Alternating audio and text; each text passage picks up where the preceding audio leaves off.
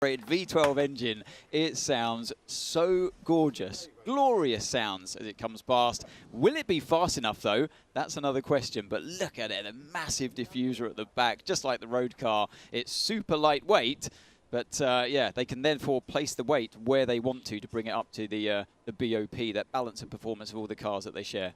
The other team that hasn't changed its representatives in terms of driver lineup is Ferrari, of course. So their Hypercar team, it's still the 499P, and it retains the same 6 drivers in the same combination. Some teams have moved drivers between cars and put in new drivers, but Ferrari and Toyota, who were really the big hitters last year, are the 2 teams that have stuck with what they know. And Anthony, we're in that position where the teams that have got a couple of years under the belt, we are now looking at tiny incremental changes, aren't we? It's just polishing and polishing and polishing. Yeah, that's exactly how it works at the sharp end. It's for others to try to catch up. And as we look at the LMGT3 category again here, the Lexus, you know, they were one of the teams that when we were here last year struggled with performance, and they've chipped away at it to bring that car closer, and we're expecting more from them. And speaking of newcomers, here we have the Mercedes. This Iron Lynx team running the Mercedes AMG, Graham. Indeed, so first time we've seen Mercedes AMG in the FIA World Endurance Championship. It will see them back at Le Mans for the first time since 1999. And one change, visual change to point out, in fact 2, we can now see the new information panels, not just number panels, we see more of those on track, is the colour identifier this year for LMGT3 changes to green number panels. Here's the tyre choice. It's not a lot of choice. It's going to be the medium tyre if we have dry conditions, which is what we're expecting. There is, of course, a wet Goodyear tyre. We will have an additional choice later in the season, and we'll have Goodyear, I'm sure, to tell us all about that later. Cars getting ready to go out for the final free practice session. In the prologue, they had 14 hours of running over 4 sessions over 2 days, which is an awful lot of time to bring yourself back up to speed. For the new cars, not half enough time, and that's going to be part of the deal for the newcomers. They're not going to they shouldn't judge themselves against the established teams like Porsche, Ferrari and Toyota. They should judge themselves against themselves and their progress. The big change in gold is Cadillac going to Hertz Team Jota. Hertz Team Jota running 2 factory Cadillacs. They are the de facto factory team, and bringing in 2 3-driver lineups for the season. That's going to be really impressive. The car has had a lot of changes for 2025, and already the drivers and the Cadillac members are saying that moving to Team Jota has really raised their game. 25 years of Team Jota this year, and they come into this as we look at the tyre choice in Hypercar, Anthony. Yeah, so a few more choices here. You got the hard, that's the red stripe, the medium, the yellow stripe. Not sure, like you say, we're going to run the wet tyres around here in the desert, but you've got the choices in the hypercar category, and yeah, you can swap them around. It's not like Formula 1 where you have to stick to one set of 4 tyres for that compound. You can mix and match in the World Endurance Championship, so keep an eye out for what teams are doing what as well, and we're going to, as the race unfolds tomorrow, we'll try to keep you as informed as we can as to what they're running. As we look into the cockpit here on board the number 15, the BMW team. Drivers getting ready as we wait for the green lights. Joining that team, Kevin Magnussen, late of Formula 1 obviously, and he was due to be a full-time driver a couple of seasons ago, got the call back to go back to Haas and went back to Formula 1. So he's joined BMW, and actually he's been very chilled, very relaxed the last few days, really enjoying starting this new process. So it's going to be interesting to see how he fares. We've, of course, got Mick Schumacher staying on at Alpine. And another famous name, there was a photo opportunity the other day, Schumacher Barrichello, because Rubens Barrichello's young son Eduardo is racing here. So former teammates from years gone by, their kids are now racing against each other, which is just, you know, that's one of the joys of sports car racing. It's a kind of inherited love. And Rubens is here this weekend. We've got all sorts of legends here. Just bumped into Jackie X and Tom Christensen within about 30 seconds in the paddock. Yeah. And lots more besides.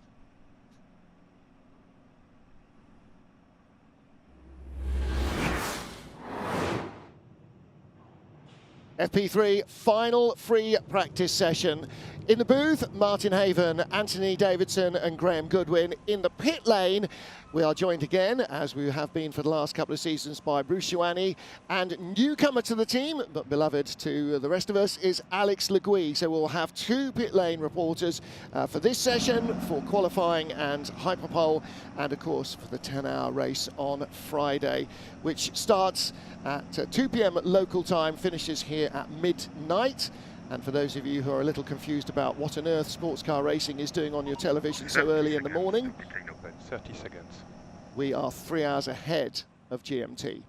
So we take trying to work out what the buttons do on the 007 Valkyrie. It's Harry, one of the more experienced in prototype competition aboard this brand new Valkyrie, and we're about to hear it for the first time. 10, 9, 8, 7, 6, 5, 4, 3, 2, 1. Green flag, green flag. Final free practice session is underway for the 18-12 kilometres of Qatar.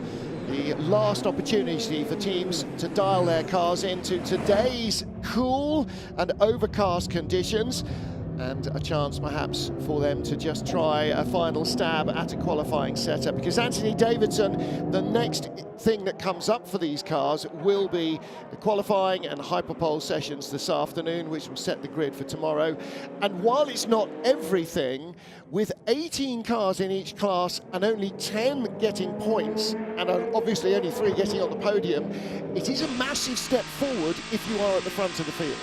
It really is. It's uber competitive nowadays, the World Endurance Championship, as it grows from strength to strength, puts the pressure on the drivers and the teams to get further up the sharp end. Overtaking is difficult. They don't have DRS, they don't have energy management systems where you can press push to pass, for example. So you have to do it the old school way, and you get your elbows out in the fight. And a lot of the time we see overtaking happen in traffic.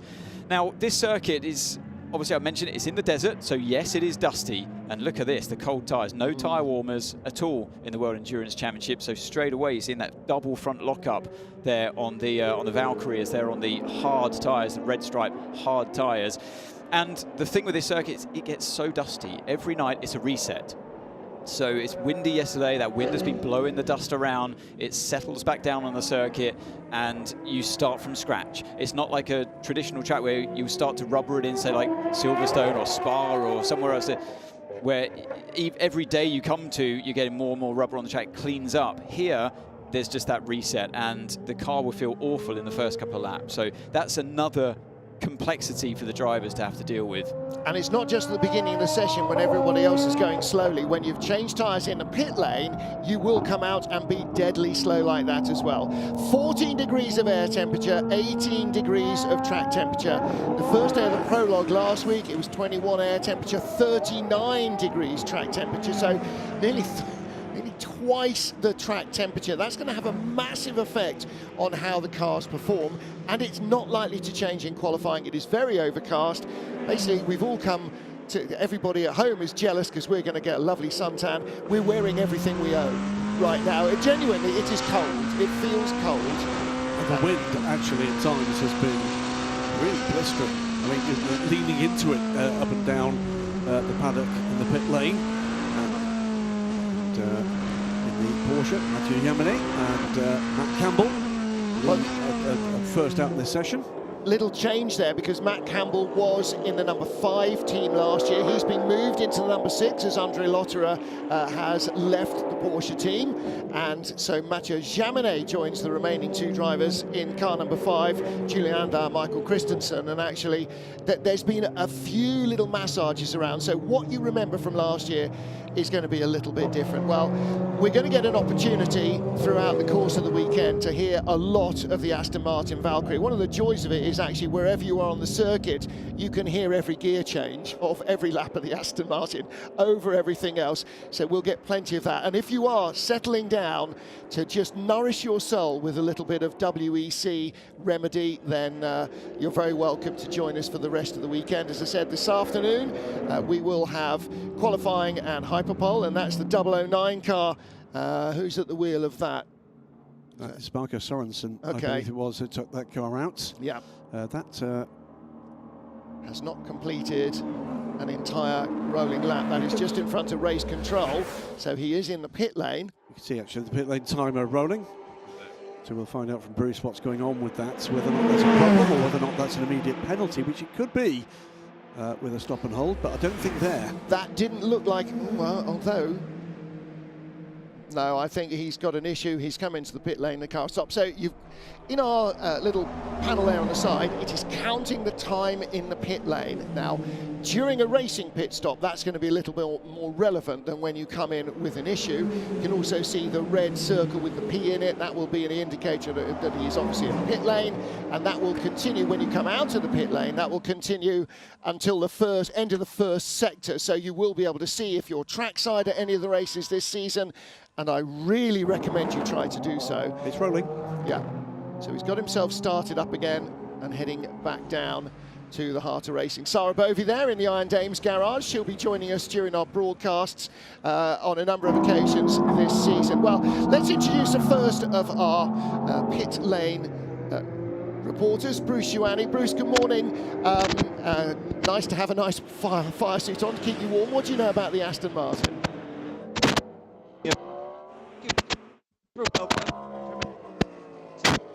Okay, well, there's Murphy's Law immediately. Bruce was very clear on the talkback, and the moment we open him up to air, he appears to have disappeared down a communications black hole. We'll try and get a little bit more of that. But again, you can see on the side of the Iron Dames Porsche, because yes, the Iron Dames are now back in Porsches after forays with Lamborghini last year. They are back in a Porsche, but not run by Iron Lynx, who ran their program before. They're actually part of the Manthey Racing program now, so the de facto factory Porsche GT team. And Iron Lynx are running that yellow Mercedes and a black Mercedes, so they're running the two Mercedes AMGs. It's not confusing at all, but just to add to that, Iron Lynx and Iron Dames now two completely separate programs. The Iron Dames program affiliated now with Porsche. The Ben Keating driven number 33 TF Sports Corvette, by the way, on the pit apron for the first time of the session. It's the only car that has not been out. Let's go back down to Bruce. Let's find out what he's got to say about the Aston. Yeah, go ahead, Bruce. Yeah, hello again, everybody. Sorry for the little technical issue, but yeah, the Aston Martin's running absolutely fine, and it was just a casual check from the FIA as the car is brand new, just checking the internal systems, but the car's fine, and back into the pit lane in the pit garage. Excellent. All right. Good news for Corvette fanciers, they stay with TF Sport. Good news for TF Sport is that their spotty team boss is now non-contagious. Yep. Graham, you can explain that. I can explain. Couldn't find, unfortunately, Tom Ferrier for most of the week. They did look in the hotel room, joined the dots, and there was a Tom Ferrier underneath his chicken box. Yeah, so he's in, I think, had an extremely uncomfortable week. So delighted to see him here. But anybody that knows anybody that's had chicken pox as an adult would know that's a horribly uncomfortable experience. But great to have him back. Good to see this car out on track, not just because it's the Ford Mustang, but because this car suffered a major fire at the beginning of the prologue in the first of the four time sessions of the prologue. Didn't complete any running for the rest of the prologue, and in fact didn't go out in free practice one yesterday either. So that car rebuilt from the firewall forward, and new livery on the Ford Mustangs makes them a lot more attractive. Now let's talk about the Cadillac team, again run by Jota, and two very strong lineups. You're looking at 38. That's the B team. It's the B team, not because it's less good than the other team, but because all three drivers begin with B, and it is indeed Sebastian Bourdais, the wheel of the car at the moment, Jenson Button and Earl Bamber for that car. We did mention briefly 25th anniversary year for Jota, and an astonishing statistic that hit my ears yesterday, which is they have an 11-year run of having won at least one race in the FIA World Endurance Championship, including the guest appearances they made for a couple of years at Spa with the G-Drive cars, and came across that conversation in a chat with Sam Hignett yesterday. And also involved, of course, was Earl Bamber, who put his hand up immediately and said, well, you've got me to thank for that last year. That was, of course, when Earl went airborne in the then Ganassi-run Cadillac, which gave the opportunity for their 12 car to take an overall win, a famous overall win. So we've got a slippery surface message just popped up on our timing screens, and I know we joked about not running the wet tyres, but I've seen from on board a few, and actually that camera shot as well in the high speed of 12, 13, 14, a few drops of rain. I don't think it's going to come to anything, famous last words, but that will certainly be affecting the track right now, on top of, like I said before, that dust that's settled overnight. So yeah, see the Peugeot number 94 out there, the sister car number 93 out on new medium tyres. Yep. Slippery surface flags are out. There is drizzle in the pit lane. Let's catch up with Alex Le Gui. Obviously, one of every car's drivers is out on track, which gives two for us to chat to. So, Alex, good morning. You're with whom exactly? Good morning. I'm down in Toyota. I've got Ben Barnicoat, who's just come out of the car. Ben, what have you learnt out there? Just did a quick driver change firstly, so the track's a little bit slippery and we're getting on top of all our procedures. You know, these races are long, you've got to be on it in the pits and pit stops, make sure no mistakes. So yeah, just a little morning warm up for me, and now I'm done. Arnold's going to do a quali sim to be ready for the importance later today. We come to Qatar expecting hot weather and the preparation and strategy for that. So how does that throw a spanner in the works now that we've actually got a little bit of drizzle? Yeah, obviously very unexpected. You expect sunshine and hot weather here, but I think this works well for us. Our car's probably a little bit higher on tyre degradation compared to some others, so we're definitely welcoming the cooler weathers. Maybe not the rain, but definitely the cooler weather. Well, you look happy. Enjoy. On board at the moment is John Verne in the number 93 car. We've seen a couple of shots of someone suiting up to get into the other car, and that is a name and a face we're going to be becoming very familiar with in 2025. A brand new talent for Peugeot Total Energies effort in the 94 car, Malte Jacobsen. He's been with us through the prologue and, of course, through the meeting so far. We'll be very keen to see just what he can add to a Peugeot Total Energies effort that does not lack ambition and drive for this coming season. And this is not a track that this car has raced at, because in Qatar last year it was the final race for the wingless Wonder, their initial iteration of this car. So they haven't even completed a complete season with it, but everything they've learned so far does actually seem to be yielding rewards. They seem to be much closer to the pace here this week, as do BMW, as do Alpine, who gradually improved in their first seasons with the car last year. And so it's no longer, let's say, Porsche, Ferrari, Toyota. It's more like a 6 or 7 manufacturer battle at the top table. Jean Malfino there in the garage, but it's been a massive year of transition, or end of year of transition for Stellantis and Peugeot. Carlos Tavares leaving the Stellantis group, and Richards stepping away and retiring as CEO. So all sorts of changes coming. And the number 93 there just stopped it going through the same checks as the Aston Martin Valkyrie had a few laps before. So yeah, just early days obviously in this championship, and the FIA just going through those checks that is absolutely necessary. Every car obviously going through those homologation process, and there's your slippery surface through that's at the final corner. Yeah, so the raindrops really coming down there. It is actually rain now as well, isn't it? You know, I mean, drizzly rain, light rain, but it is still very much not a bone dry circuit. Interesting, actually, Harry Tingley in the press conference yesterday was asked, you know, what's it like? What do you get of the noise in the car? He said, not much really. We sort of leave it all behind. You're aware that it's there. But the other drivers are going, oh yeah, when they go by, you just go, wow, what a noise. 16th place then in the class. The red digits will be for the hypercars, and green digits on that panel will show that they are in the LMGT3 class, so that's a clear distinction. And again, you can see just down at the bottom, there's no specific set place for the panels to be. Some will be at the front, some will be at the back. You can see the pit stop time being recorded there on the caddy for Jota. So at the moment, in terms of times, on the left-hand side, you can see the timing column. Ferrari looking very strong here. And then Cadillac, the 2 Peugeots, the 20 BMW, the sister car of the one you're looking at. The number 6 Porsche that won the driver's title last year. That is 9th, and the best of the Toyotas is in the top 10, just ahead of the 2 Alpine. But it's a free practice session. We're not necessarily going to read too much into it. What is interesting, at the bottom of that top 20, after the 18 hypercars, we get into the top couple of cars in LMGT3 on that first page.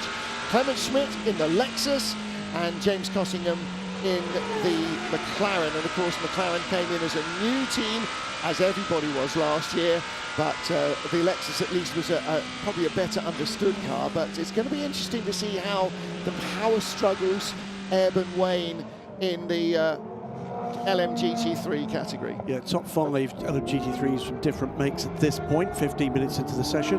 Just a quick moment to remind you, before we go to do that, it's another interview down with Bruce, and he's going to be downstairs at the Jota Cadillac garage. And which of the drivers has he picked up here? And I'm down at Hertz Team Jota Cadillac Racing, so same car for you, but new team. How is it going so far? Honestly, I think it's going quite okay. Jota are obviously an amazing team, and I think the car's a really nice window this weekend in particular, so I think we're hopeful we can get a good result. Excellent. Is it raining outside there? Yeah, it is a little bit actually. Yeah, not enough to really notice, but you see a couple of spots on the windscreen. Excellent. Well, I'm sure I'll be talking to you again during the weekend. Good luck. Hope so. Thank you. Well, Alex Lynn in the 12 car, and actually that car currently fastest. So in and out of the pit lane, everybody just making final adjustments. You can see one of the Ferraris back down on the pit apron.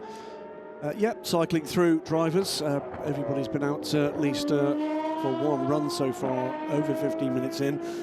It's been a week already here for the WC family. Everybody getting to know the new faces and reacquainting themselves with old friends. And remember, as always, this season, full access is back. And slight change this season coming, because if you do subscribe to FIWC TV, you'll be able to see full access just a little earlier, March the 28th for the full access version for this round in Qatar. What is full access? If you're one of the thousands and thousands of people joining us, we've got yellow flags at turn 2, we'll come to that in a moment. It's the behind the scenes look at the dramas, some of which we see the outturns from, but sometimes we don't in live TV, and it's been engaging stuff. And both you and I spotted the full access special this year pre-Christmas, which is still of course on the WC's YouTube channel. Really interesting part of it, which the emotional reaction to some of the big events. Yeah, it's always nice, isn't it, to see that what goes on behind the scenes. That's exactly what you get with the WEC full access. But yeah, back to the action here. You see the rain's starting to catch out a few drivers now. I think it was one of the Corvettes off down at turn 2. And we can see on our timing screen, yeah, yellow flag at that corner. Ben Keating's off it, so it's, yeah, I wonder if he's got the car going again. But yeah, that's a corner that leads into a big gravel trap. I think there's an access road around the outside of that, so I don't know whether he was able to get to that part, but he was certainly stopped when we saw that brief shot of him.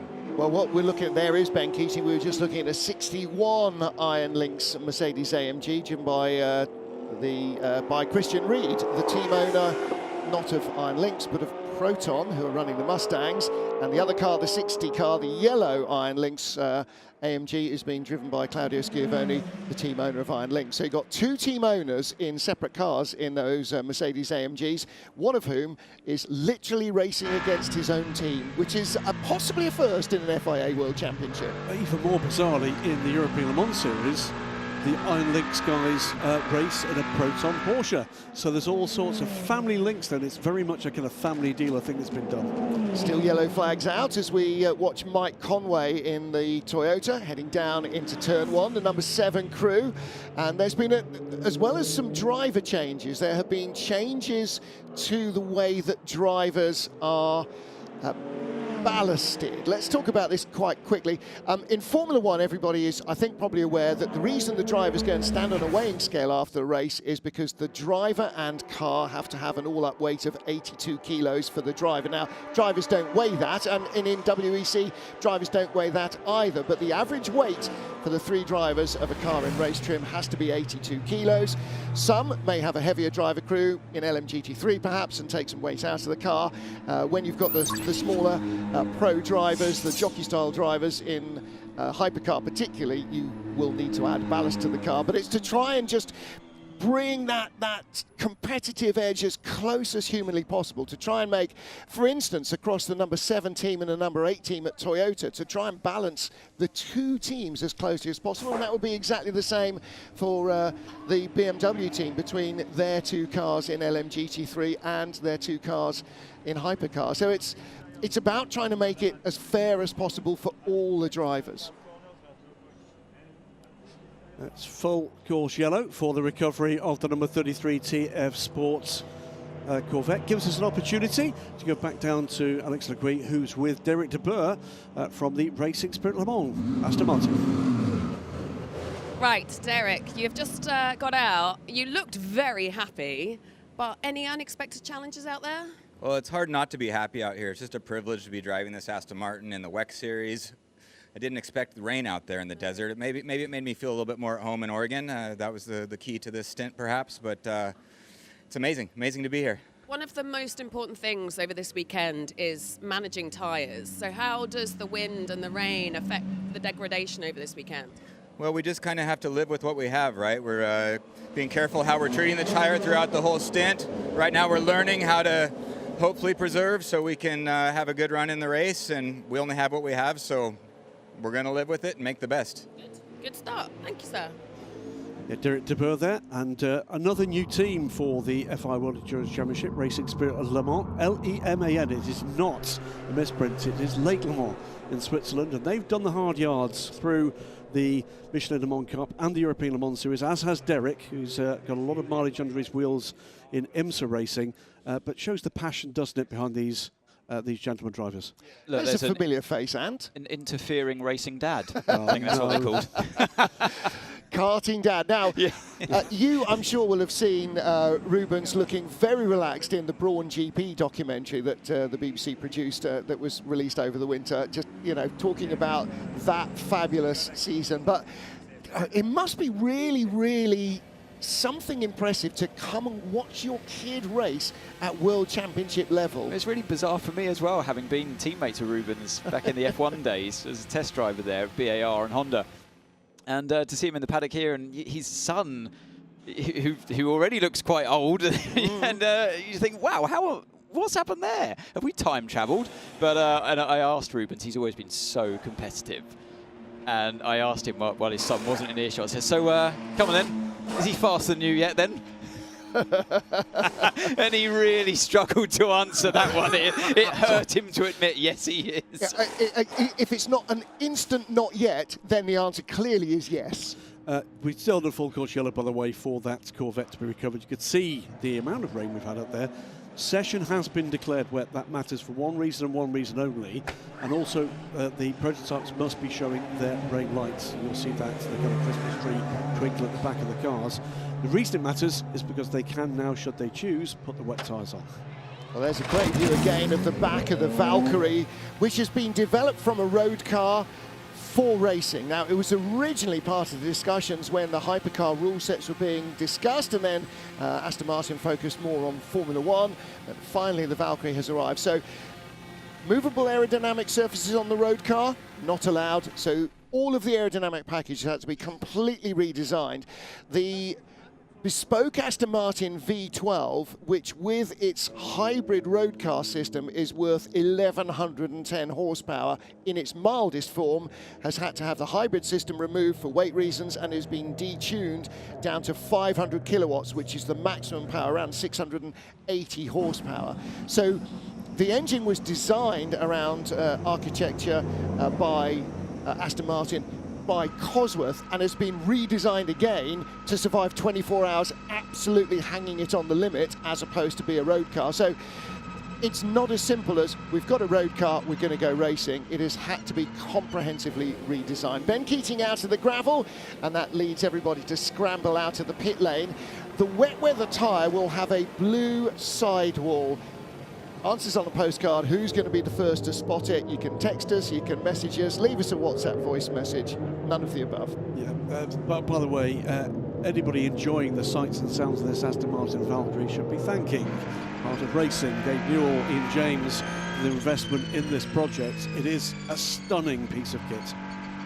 And actually one of the advantages, I think, of that programme is that the man behind it, Ian James, is a race driver, not a corporate board member. And so I think he's going to be all about, let's be cautious, let's be cautious, let's be patient, let's get the car going. Right, Ferrari still fastest in the session in these slightly mixed conditions, and there'll be a chance to catch up with the AF Corsa team. James Collado has been with them through GT into Hypercar. Let's hear from him. James, you seem to be having a good first session. You've been super consistent as well in the prologue. Are the conditions suiting you, suiting the car? Yeah, it seems to be going really well. Everything's gone to plan. The prologue was really successful. We tried a lot of new things with the car compared to last year in terms of setup, and it seems to be a really good baseline. And we can see now that the Ferraris are quite quick, which is a positive sign. But we know this race is super tricky. It's difficult to follow other cars. Tyre management's another thing. So yeah, so far so good. But as we know in WEC, and the amount of hours we have in the race, anything can happen. Yeah, for sure. Okay, so have a good one. I know you're about to jump in the car. Thank you, mate. Thank you. Wise words there from James Collado that in a race of this length, 10 hours or more could be, anything can happen. And so he's aware of that. He's got two other teammates as well who share the same car, same performance therefore, and they're going to be strong competition all over at Ferrari. And it does seem to be the car, speaking to other teams, other drivers in the paddock, pit lane, does seem to be the car that they all fear at the moment, but anything can change, and it has changed since the prologue that he mentioned.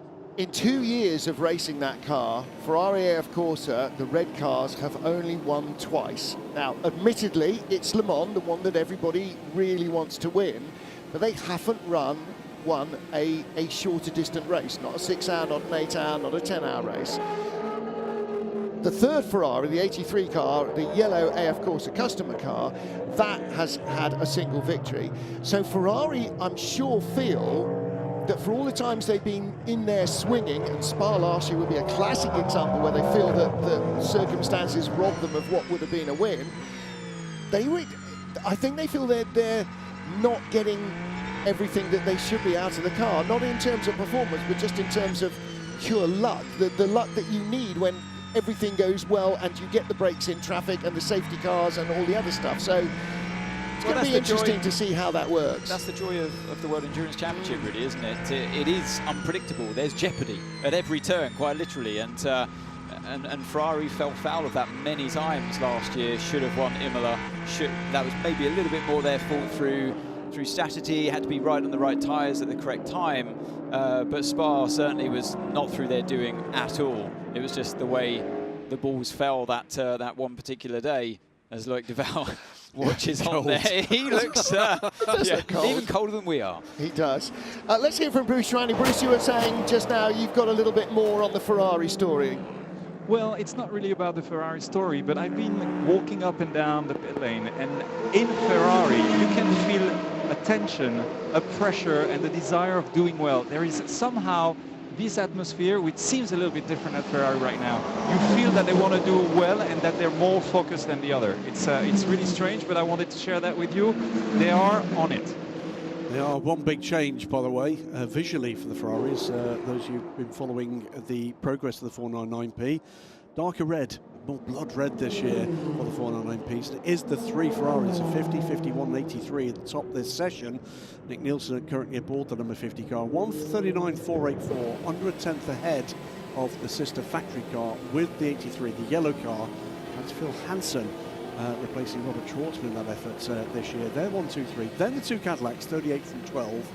Then the two Peugeots, the 93 and 94, and after that it's a mishmash of BMW, Porsche, 10th and 11th at the moment the Aston Martins, and then Alpine, Porsche, Alpine, Tota, Proton, competitions, Porsche, Tota and BMW, but all sorts of things going on in terms of the job list they're getting through. And it's similar as you just saw when we scroll through the whole field. In LMGT3, The Lexus 87 is fastest, TF Sports Corvette is second, United Autosports McLaren third, Vista Ferrari fourth, the Bend BMW fifth. So 5 brands in the top 5 cars at the moment in LMGT3, and that was the incident we saw the Mustang recover from. That was a big tail end lose. Which one's got the white roof, Graham? That is the 77. Yes, I think it is. So this is the car that was rebuilt after its practice barbecue, or its 1812 Overture barbecue in the prologue. So the 77 car has done very little running. Yeah, this was the very first of the prologue sessions that Ben Tucker is aboard the car at the moment. Just a handful of laps in, had a loss of power, pulled over, and a major conflagration. Pretty much destroyed the front end of that car. So that car has had to be rebuilt from effectively its original bare shell. Yeah, there's a new gravel trap, of course, on the exit of that second to last corner down at turn 15 compared to that of last year. A few new gravel traps actually went in for the F1 race at the end of last year, so that's new to the World Endurance Championship drivers this time around. Who was in 46 car? Rossi. It would be nice to watch sometimes the mirrors. Not used to that on a motorbike, but yes. You can't really look around in these cars, but yeah, it's always a frustration when you're in the faster cars. You want to be seen by the cars in front, the LMGT3 cars, that you have to rely on them to look in the mirrors to see that you're there, but also it's for the engineer of the GT car to warn the driver that there's a car coming up that's quicker. And obviously in the race you'll have the help of the blue flags as well. The marshal system from inside the car will be helping the driver, and you might not necessarily have that up and running just yet in a free practice session. No, they'll be running in all the sessions. So the driver does know on board that he's being shown blue flags. Big lock-up from number 5, Penske Porsche. That's Michael Christensen. We're just riding on board with him down to turn 1. Yep, the only remaining driver from car number 5 from last year, Michael Christensen. Very experienced driver who's now joined by Julian Andlauer and Mathieu Jaminet. Well, I am here with Mathieu Jaminet of car 5. You guys dominated here last year, but it looks pretty tricky out there right now. Yeah, obviously we came in strong at the end of last year, coming off with a win here in Qatar. So far it seems that the prologue and the test seems that we're slightly on the back foot, I would say. Now tough conditions out there. Let's see what the weather does. Had a little bit of rain in the first stint, so it could be interesting if the rain shows up later for quali. So yeah, but we had a decent prep, so let's see where we are tonight and the race tomorrow. How much does that throw a cat among the pigeons, if you like, as you lead up to this weekend with probably a pretty firm strategy in mind, particularly after the prologue, and then the weather changes, things change, and things are unknown? Yeah, I think you just had up some question mark into your program. Obviously, we see quite a little different things on tires from our competitors. From our side, we're also trying some things. So I think, yeah, like I said, there is still quite some question marks going into the race tomorrow. If the conditions are that cold, then yeah, hopefully we get it right and we put it in the line and bring home some points and a good result. I have no doubt. Really interesting. I mean, Michael Christensen, as you said, Anthony, the sole man standing in that crew, although Matt Campbell is still with the team. He's joined the other car to replace Andre Lotterer. So it's a clean sheet. They sort of start again. He's got 2 new teammates that he's got to get to learn as well as the engineers have to learn, and they have to learn the car. So it's not quite a new team, that number 5 car, but effectively much of it is. Yeah, I mean, it takes time to gel with teammates, and it's a relationship, and it's like with an engineer as well and the driver, it is that relationship, working relationship, where you need that understanding and almost to read each other's thoughts, and that builds over time in endurance racing, and it's such a critical part of the overall, that combination of success. Graham, the 36 Alpine we're looking at here on screen, that is currently in 13th place. Fred Makoviecki, yes, Porsche stalwart for many years, Fred Makovici, now joining the Alpine team. And he just went by the 007 Aston, being driven by Tom Gamble. There's Mick Schumacher, stays with the team. And I'm not sure I've seen him looking quite so relaxed as he has been for the last few days. He's really settled into this superbly. Going into this, hasn't he? He's made it very clear this is his primary programme in 2025. Jules Gounon, now a full season Alpine driver, yet another team with a bit of a reshuffle, a bit of a rethink about just exactly how they're going to approach this season. Jules has earned his place.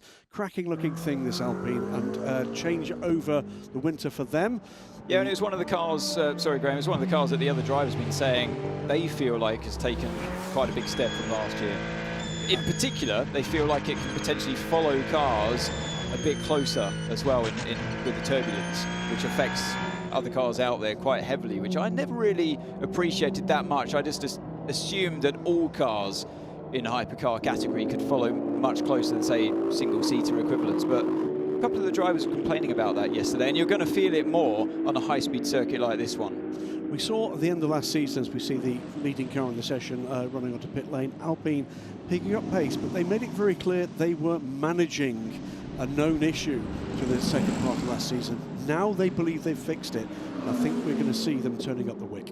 Freddie was saying that the engine feels like, and they're happy that it's now got the resilience it needs, particularly for Le Mans. He said the problem is you sort of get up to really high speed and it starts to get a bit breathless, and it may just be that as the season progresses they're going to have to move that power band a little more for ability to battle in traffic. Because one of the things that we saw at the end of the season was both BMW and Alpine, the drivers and the engineers getting their sleeves rolled up and really getting stuck into some proper battles for the top order. Ferrari 1-2 still, in fact Ferrari 1-2-3 still, the better of the two Peugeots is the 93 car we're looking at now. Top 6 for them. Paul di Resta currently at the wheel because he's moved from the 94 crew into the 93 crew. Yeah, just a bit of tyre information for you that all three Ferraris have indeed done their fastest lap time on a brand new set of tyres, unlike the Porsche number 6 and number 5 out there on older tyres. So no new tyres yet for the likes of Porsche. Peugeot as well, who we ride on board with, they have had a new set of tyres as well, the medium tyres for all of those cars. Pin shot picture behind the Peugeot of the approaching Toyota. Is it number 8 or number 7? Well, red mirrors. The one common trait with conversations over the last week here, everybody, and I mean everybody, expects this field to be closer and deeper this season. And the one thing that Prologue tells you is what you've got. And you know what your strategy is, what fuel loads you've got, what tyres you're doing, what your driver is doing.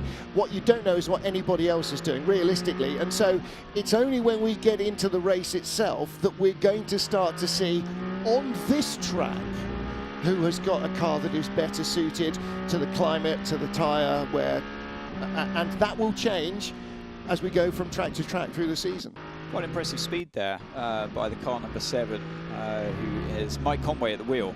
On the set of old tyres, he's got the hard tyre on the left-hand side, old set, and a right side of mediums. Done 17 laps on them so far, and they started already with a good handful of laps. I'm not sure exactly how many, but it was an old set when it went on. So no new tyres for either of the Toyotas out there, and it's just caught and passed, as we saw with our own eyes, the car number 93 of the Peugeot, with Paul di Resta at the wheel at the moment. So yeah, some impressive speed there from Toyota.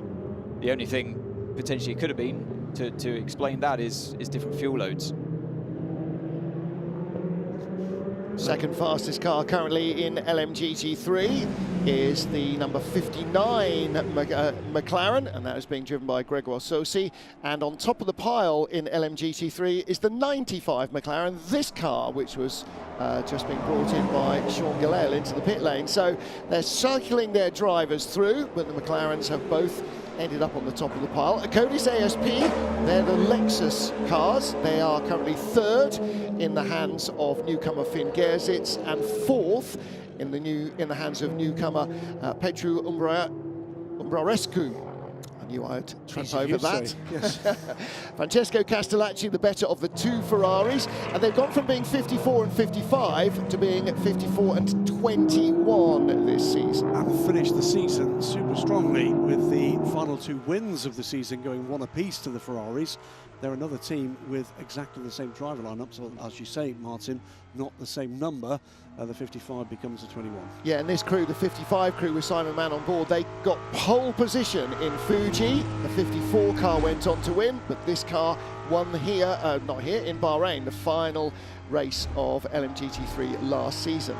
Down towards the bottom of the time screens is, or at the bottom of the timing screen, is the 85 Iron Dames Manthey Porsche, Rahul Frey, now at the wheel of that one.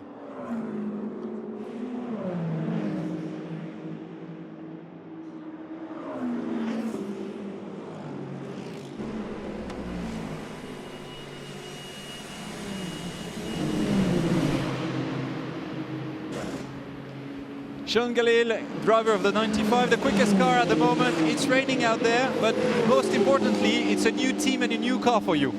Yeah, you brought the weather, Bruce. No, it's a good start for us. I think the track suits the McLaren really well. We've done some good work in prologue, also in pre-season testing, so hopefully it translates to quali, but most importantly for tomorrow's race.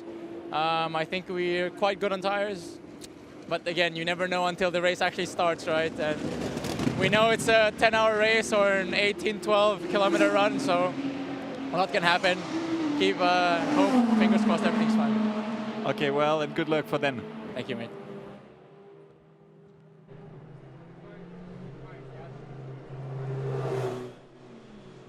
It is looking like it's just setting in to be a bit of a miserable morning, lunchtime. New tail section going on to the Aston Martin Valkyrie. And again, as we talked about, a lot of work done to the base road car to effectively redesign it almost whole scale. Aerodynamics, chassis, suspension, engine, everything. Removal of hybrid system to make this car into this fabulous looking, fabulous sounding road car. If you do get an opportunity to come to trackside, to Spa, to Imola, to Le Mans, if you've managed to get tickets, they sold out within 24 hours for this year's Le Mans. Anthony, that's an indication of the high watermark that we are already at with Hypercar and with the World Endurance Championship, and the fact that there are more manufacturers announcing, it seems, almost every week that they're coming is going to continue that upward trend, I think. Yeah, it's so exciting at the moment. The World Endurance Championship is the most competitive, without question, most competitive it's ever been. As we ride on board now with James Collado in the car number 51. In towards turn 2, you can still see the raindrops, can't you, on the screen coming down. And then turn 3 here, easy flat out for the Hypercar and the GTs, but more of a struggle for the GTs. They have to pinch a bit of extra circuit. Then you've got this really tricky double right-hander of turn 4, then into turn 5. Be patient. You can see the throttle trace on the right-hand side in green and the braking in red in towards turn 6. Slowest corner on the track.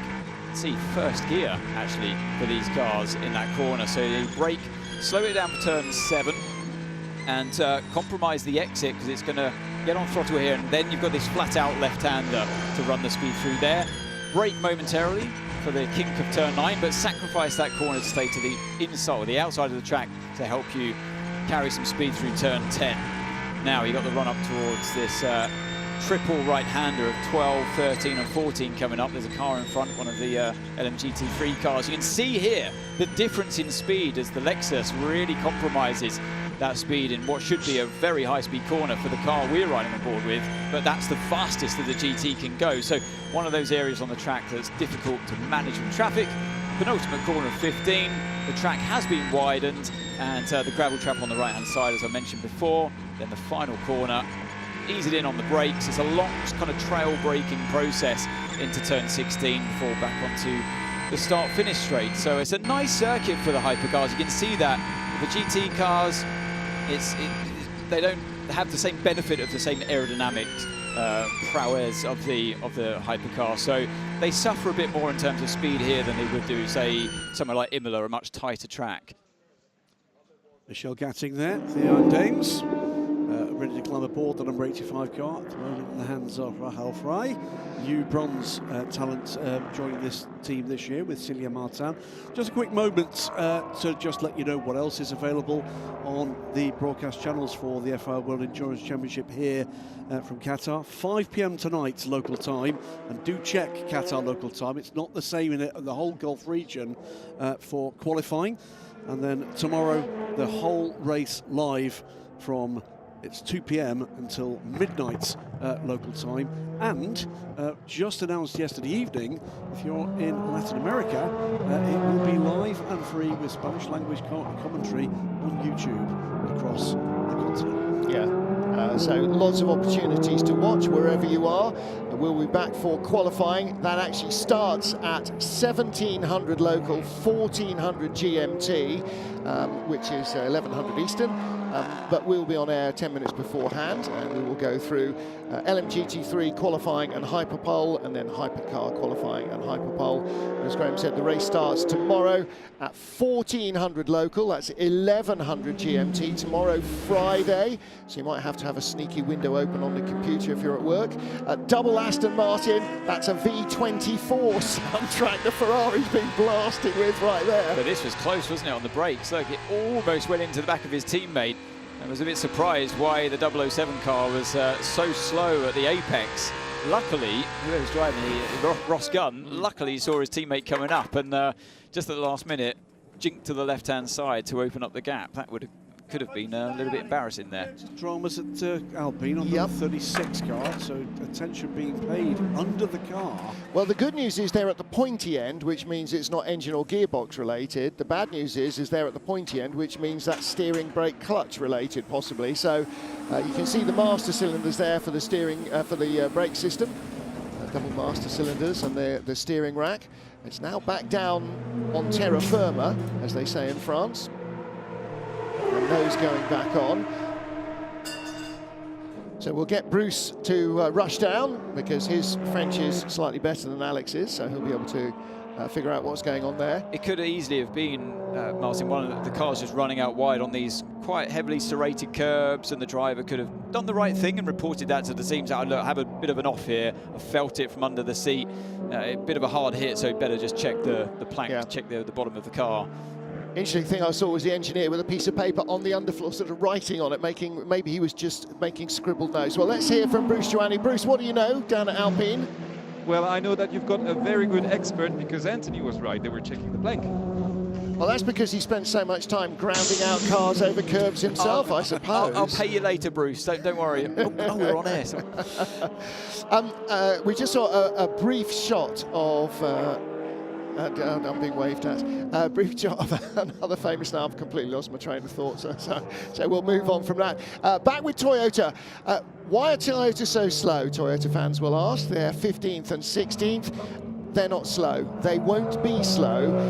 It was interesting actually talking to Kamui Kobayashi and I beg your pardon, to Kazuki Nakajima the other day, and saying, we understand that everybody is getting better and better, and it just means that we know we have to raise our game even higher. We've got what we've got. It should be good enough. We just have to make sure we make the most of it. I am here with Sarah Bovey, who is not in the 85 Iron Dames. So Sarah, what are you doing here? Yeah, indeed. I mean, it's a bit different for me this season. After being upgraded silver for me, we had to rethink a little bit our lineup, and we are welcoming a new bronze driver in the Iron Dame car, Celia Martin. She's French, and she was racing for us in the Le Mans Cup last year, but that's quite a big step to arrive in the World Endurance Championship. So I'm here to help wherever I can, you know, in terms of driving tips, but also like how to approach the weekend, how to build up, you know, the performance. When you are bronze driver in WEC, you have quite some responsibilities with quali, taking the starts and that kind of things. Obviously, working in a new environment like Manthey is also like a big challenge. So yeah, I'm just trying, you know, to see where I can help her and provide a little bit of that experience that I built up the last 4 years. It's also an opportunity for me to learn. You know, as the girls are now working with this big name in motorsport, It's fantastic to see how this team is working, and I actually grab as much, you know, learnings as I can. So it's also like a learning curve for me to be here, and I really enjoy it so far. It's super nice to be here on this race weekend. Amazing. I was going to ask you a million questions, but you've answered all of them. Sarah, thank you so much. Best of luck this weekend. Thank you. Yeah, great to see one of the characters of recent seasons of the WEC still with us as an ambassador for the Iron Dame. Sarah can't drive this car in that position anymore because she's now a silver-ranked driver by the FIA. She did, however, go with the Iron Dames through the Asian Le Mans series to help Sarah, to help Celia to adapt. Let's come on board with Proton 77. Feedback from Ben is track is dry, no rain, not wet, track is dry. We have enough for 8 total laps. Let's target go to the end. We're good for fuel. Now you might wonder why the engineer is telling Ben Barker the feedback from Ben. Well, that's because he's not the only Ben in the car. Well, they are double Bend in 77. They got Ben Tuck, new to the FIA World Endurance Championship. And Ben Barker stays with the car and with the team. Changes here at WRT as well. The Ben's Yasser Shaheen there, sporting the haircut with Vincent Vos, staying in the team. The only member who was in the team last year in that car, still number 31, is Augusto Farfus. And Augusto again, now you're going to have the conversation with him about his daughter as to who's quicker, because she is really starting to make waves in junior karting. So it's not going to be long before that is going to come back to haunt him. And it might be his own daughter who shuffles him finally out of a drive. Remember, a race winner last time out, the last season, the 31 at Imola. The one really good result that we had from the BMW M4 GT3 here in Evo configuration for the first time. So multiple minor changes made to this car, and certainly looks the better package now. And most of the changes being made to cars under development waivers and so on have been suspension related. The aerodynamic package is very tightly controlled. Power output has a maximum control in both categories. And so you're fine-tuning all the bits that aren't necessarily controlled by the regulations. And suspension, and particularly, Anthony, I would imagine, damping is going to be a very major part of that, keeping control of the car. Change for the BMWs there as well. You just saw going by the 81 Corvette, the second of the BMW hypercars. Now, one car number 15, is in the colours we're used to seeing, the sort of blend of M Sport colours. The other one you can see there, red and yellow and white and black. That is in shell livery. So very much easier this year to tell the two cars apart. Hurrah and hooray for that. Yeah, I did thank Vincent Vos yesterday for that difference of livery. It helps us and it helps the fans as well.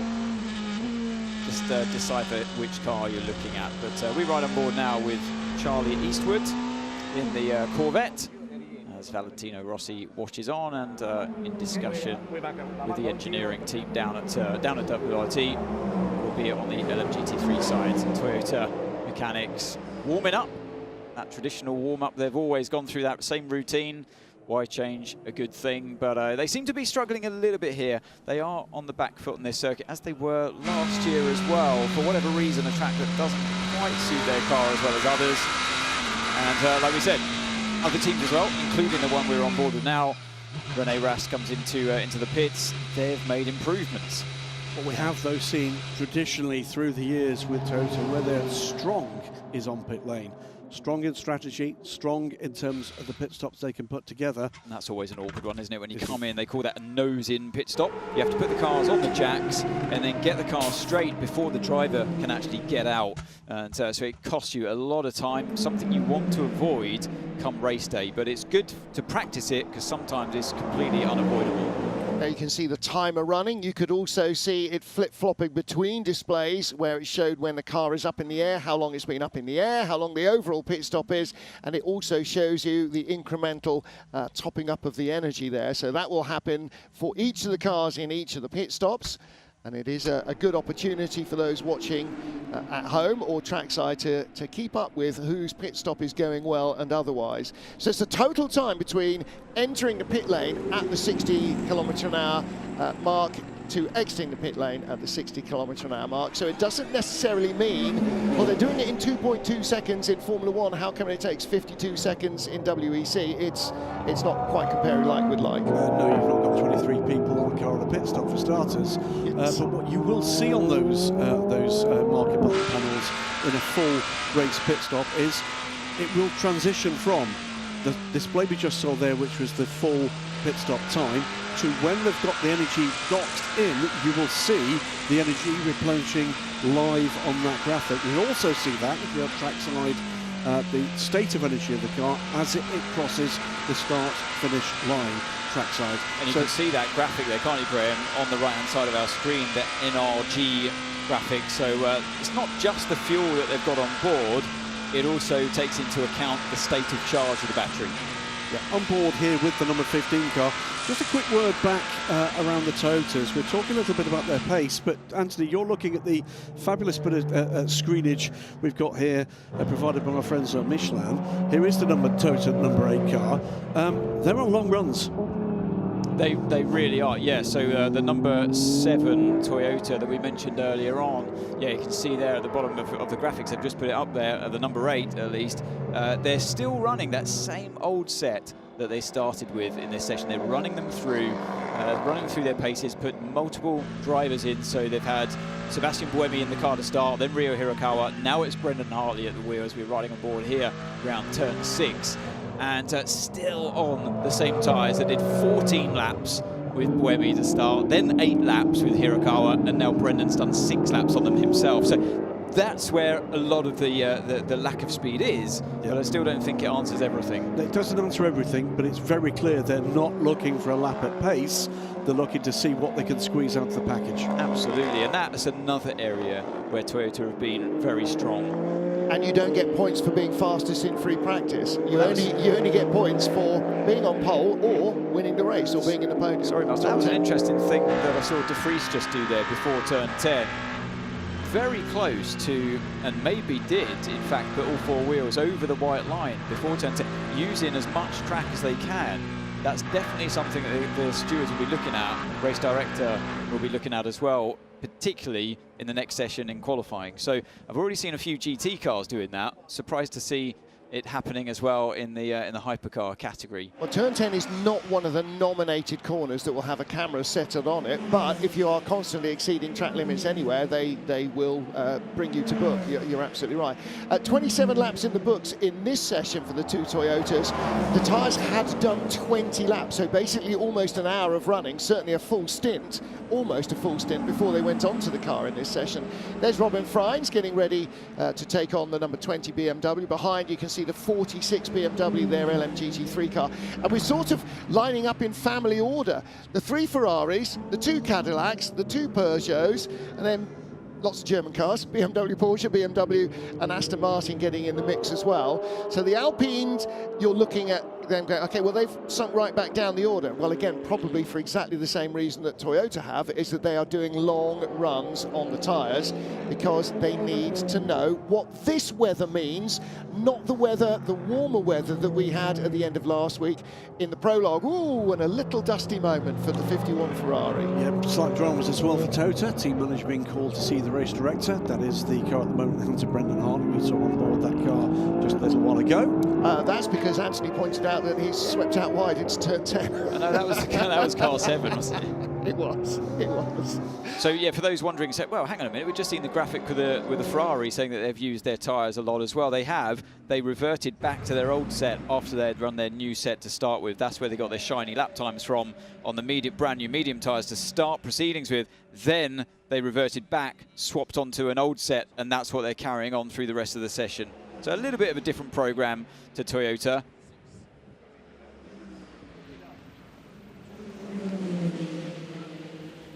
Well, it's a real pleasure to have this face coming and joining WEC, coming straight from Formula 1 and seeing you after such a long time. It's a real pleasure. Kevin Magnussen, how do you feel? How is it to be joining WEC? Oh, it's fantastic.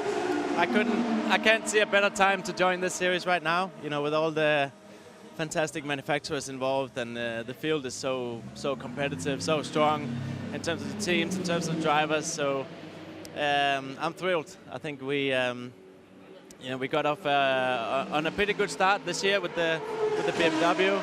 In Daytona, we were fighting for the win, didn't quite get there, but you know, I think it's impressive to see the progress that BMW and WT, also Rahal have done, and yeah, we're hopefully ready for some wins this year. And we're all certainly super happy to see you go race out there. We can't wait to see you race. Thank you so much. Super delighted to have you here. Thank you. Glad to be here. He's just been a joy to be around, actually. He's been just so chilled and so relaxed and so full of fun with this, Kevin, which is just exactly what you want, you know. And actually, it's really worth pointing out that a lot of these drivers aren't just doing 8 races, and we say just, but aren't exclusively racing in WC. A lot of them have got an IMSA program going on as well. Now, imagine that if there were, you know, a dozen Formula 1 races and that gave them chance to go and race for the same manufacturer in IndyCar as well.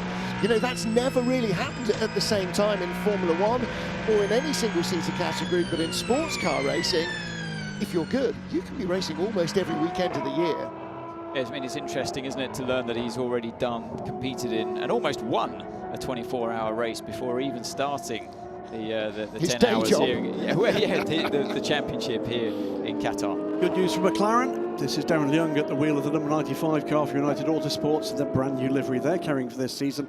They top this session. We've got under a minute to go. And because Darren Young is a bronze driver and he will have to do the first session of qualifying, which is what defines which 10 cars go through into Hyperpole. So that is a quali sim from Darren. There you go. So great stuff at the moment from the McLarens, and it's a good point with under a minute to go to remind everybody that is going to tune in for qualifying that it's a change in LMGT3 this season. The 10 cars that get through to qualifying with the efforts of the bronzes will then transition to the silver driver who will handle Hyperpole. 18 will attempt it and 10 will go through, because there's no pressure at all here, is there? And that's exactly the same. I mean, the numbers are exactly the same in both categories now. 18 cars in Hypercar, 18 cars in LMGT3, and only the fast 10 go through into Hyperpole. So if you're 11th on down, that's where your grid position is. Checkered flag is out. Our first live televised session of the brand new season.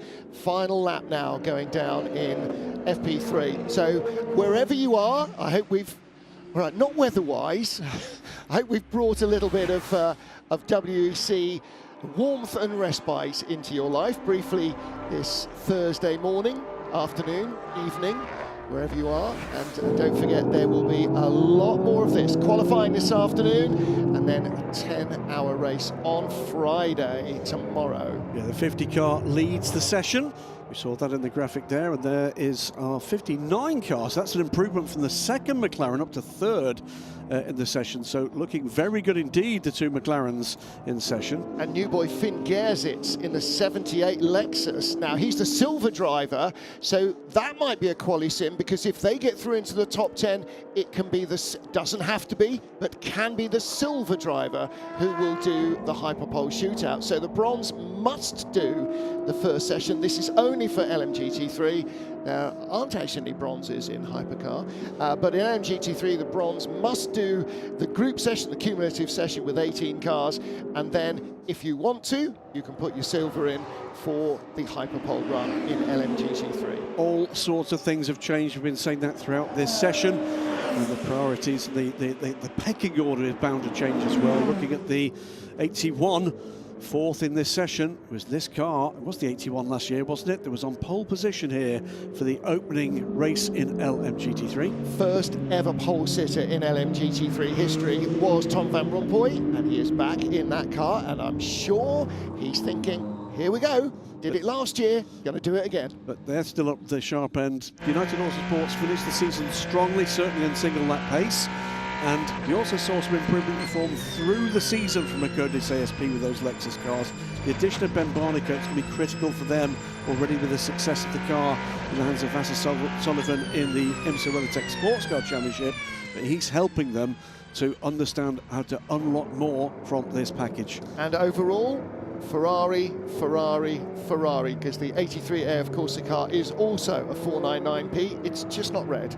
Fuoco there, who we were running on board with, fastest overall, but still pushing, even on his in-lap, went off the circuit following the GT car. Didn't see quite who he was behind there, but he went off in turn 13. You heard it scrape the underside of the car, so pushing all the way through to the end of the lap there as Sebastian Buemi down at car number 8 Toyota, looking at the quite intensity at the lap times there. Just, I know they'll be looking, well, they're down there in P12, aren't they? And it's not the best place to be, but yeah, they have their reasons for being down there. I don't think they're going to be challenging for pole position later on, but it certainly's got to be a bit better than what it looked in that session. Suited up with seat inserts. I wonder if that's because they're just going to do another driver change when the car arrives. The seat insert, by the way, is going to be very, very important this year, not just for keeping the driver comfortable in the seat, but because it is the driver in all his race gear with his seat that is the weight that the FIA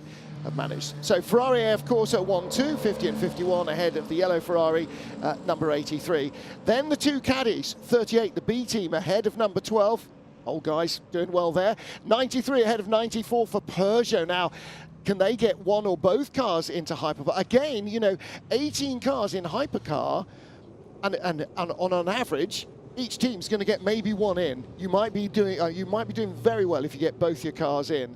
And in LMGT3, United Autosports, so we've got McLaren, Lexus, McLaren, Corvette, Lexus, Ferrari, and then the first of the Astons is Racing Spirit of Lemon, and that is the 7th fastest car. Heart of Racing's Aston in 9th place, ahead of the better BMW. That's the 46 car. And there is the sound of the winter. Since the first bits of video of this car testing appeared, it has become nothing short of an internet sensation. It does sound as fabulous as you wished that it would do. And we will hope that the team can get at least all the laps in on one car, if not both. Because realistically, for the Valkyrie, this is day one, ground zero, and they are a year, 2 years, 3 years, 4 years behind their rivals in terms of understanding what they've got and how to manage it most. And this is where that lesson begins.